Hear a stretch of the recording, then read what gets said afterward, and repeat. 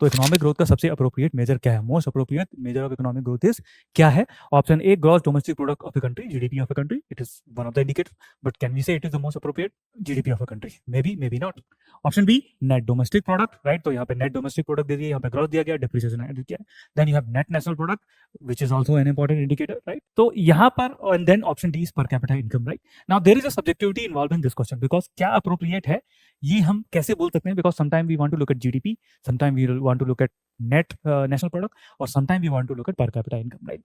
इसलिए ये क्वेश्चन बहुत ज्यादा क्लियर तो मेरे हिसाब से नहीं है, लेकिन हमें ये क्वेश्चन अटेम्प्ट तो करना ही है एग्जामिनेशन में. अब हम देखेंगे कि जैसा कि हमें 4 ऑप्शन दिए गए हैं, यहाँ पर हम देखना चाहेंगे कि कौन से 3 ऑप्शन है जो एक जैसे लग रहे हैं, देयरफॉर उन्हें रिजेक्ट किया जा सकता है बिकॉज एक ही सही आंसर होने वाला है, right? Now if you look at gross domestic product of the country, okay, net domestic product of the country, तो इसमें और इसके बीच में सिर्फ डिप्रिसिएशन का डिफरेंस है, और option B net domestic product और नेट नेशनल, इसके बीच में केवल net factor income from abroad का डिफरेंस है, राइट? तो ये तीनों एक जैसे लग रहे हैं.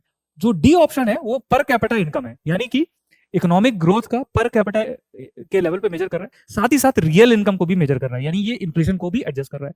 तो ये तीनों एक जैसे ऑप्शन हैं, और इसीलिए मैं ऑप्शन डी के साथ जाना चाहूंगा, क्योंकि वो डिफरेंट है इन तीनों से, और वो पर कैपिटा इनकम को भी देख रहा है, साथ में वो रियल प्राइसेस पे भी देख रहा है, यानी वो इन्फ्लेशन को भी एडजस्ट कर रहा है. Therefore I would like to mark this question at the right answer. Otherwise most appropriate measure of economic growth is not very clear cut question, और इसका आंसर थोड़ा सा एम्बिगियस हो सकता है और लोग गलत कर सकते हैं. लेकिन हम यहाँ पर ये जानते हैं कि सही आंसर एक ही होगा, इसलिए अगर जो 3 ऑप्शन थोड़े बहुत सिमिलर हैं, बहुत ज्यादा डिफरेंट नहीं है, तो हम उन्हें एलिमिनेट करके जो एक ऑप्शन डिफरेंट लग रहा है कॉन्सेप्चुअली उसको मार्क करना चाहेंगे. तो यहाँ पर कैपिटा बेसिस पे इनकम भी देखी गई, साथ ही रियल इनकम भी देखी गई, यानी जो इन्फ्लेशन है उसको भी एडजस्ट किया गया. Therefore I will mark option D. Otherwise most appropriate is little subjective term in this question. चलिए अब इसका आंसर देखते हैं. D per capita real income is nothing but NNP at factor cost. It means national income is sum of all the factor और income adjusted for increasing prices.